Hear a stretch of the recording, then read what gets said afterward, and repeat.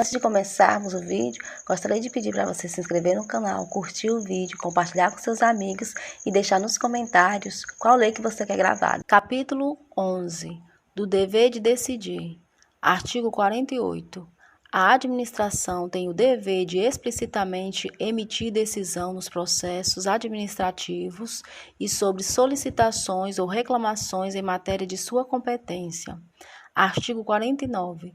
Concluída a instrução de processo administrativo, a administração tem o prazo de até 30 dias para decidir, salvo prorrogação por igual período expressamente motivada. Capítulo 11A. Da decisão coordenada. Artigo 49-A. No âmbito da administração pública federal, as decisões administrativas que exijam a participação de 3 ou mais setores, órgãos ou entidades poderão ser tomadas mediante decisão coordenada sempre que, inciso 1, for justificável pela relevância da matéria, inciso 2, houver discordância que prejudique a celeridade do processo administrativo decisório. Parágrafo 1º.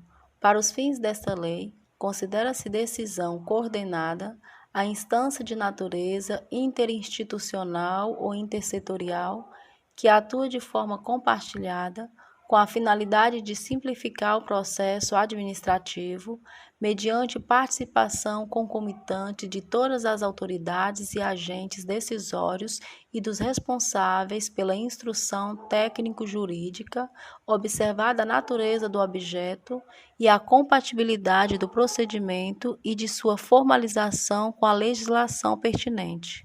Parágrafo 2º, vetado. Parágrafo 3º, vetado. Parágrafo 4º. A decisão coordenada não exclui a responsabilidade originária de cada órgão ou autoridade envolvida. Parágrafo 5º. A decisão coordenada obedecerá aos princípios da legalidade, da eficiência e da transparência, com utilização, sempre que necessário, da simplificação do procedimento e da concentração das instâncias decisórias. Parágrafo 6º. Não se aplica a decisão coordenada aos processos administrativos, inciso 1, de licitação, inciso 2, relacionados ao poder sancionador, ou inciso 3, em que estejam envolvidas autoridades de poderes distintos. Artigo 49b. Poderão habilitar-se a participar da decisão coordenada, na qualidade de ouvintes, os interessados de que trata o artigo 9º desta lei. Parágrafo único.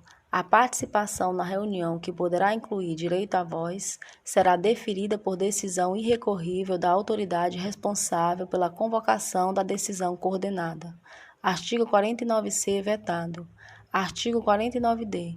Os participantes da decisão coordenada deverão ser intimados na forma do artigo 26 desta lei. Artigo 49e.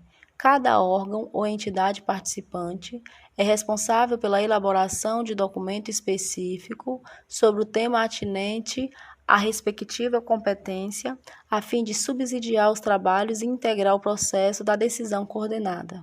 Parágrafo único.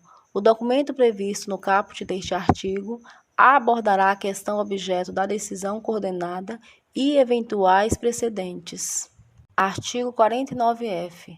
Eventual dissenso na solução do objeto da decisão coordenada deverá ser manifestado durante as reuniões, de forma fundamentada, acompanhado das propostas de solução e de alteração necessário para a resolução da questão. Parágrafo único. Não poderá ser arguida matéria estranha ao objeto da convocação. Artigo 49g. A conclusão dos trabalhos da decisão coordenada será consolidada em ata que conterá as seguintes informações.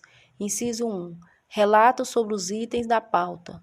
Inciso 2. Síntese dos fundamentos aduzidos. Inciso 3. Síntese das teses pertinentes ao objeto da convocação. Inciso 4.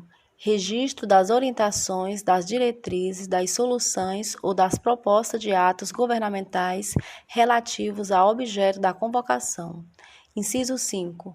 Posicionamento dos participantes para subsidiar futura atuação governamental em matéria idêntica ou similar. Inciso 6. Decisão de cada órgão ou entidade relativa à matéria sujeita à sua competência. Parágrafo 1º. Até a assinatura da ata, poderá ser complementada a fundamentação da decisão da autoridade ou do agente a respeito de matéria de competência do órgão ou da entidade representada. Parágrafo 2º vetado. Parágrafo 3º.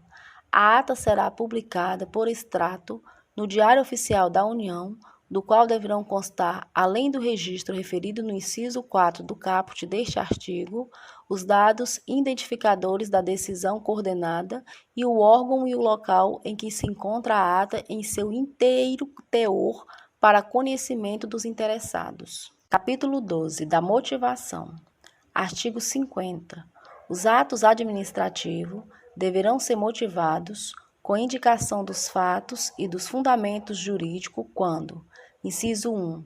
Neguem, limitem ou afetem direitos ou interesses. Inciso 2. Imponham ou agravem deveres, encargos ou sanções. Inciso 3. Decidam processos administrativos de concurso ou seleção pública. Inciso 4.